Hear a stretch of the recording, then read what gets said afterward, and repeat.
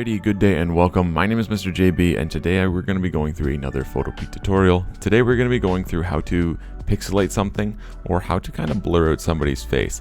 Let's say for example you took an image and you couldn't use somebody's face within that actual image itself. I'm going to be showing you how to kind of pixelate that just to make sure that you're doing everything that it is that you need to do.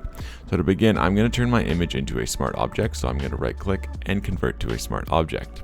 From there I'm going to select my rectangle tool and I'm going to select somebody's face. I'm going to choose Star-Lord since he's in the middle. I'm going to go to filter, I'm going to go all the way down to pixelate, and I'm going to go to mosaic.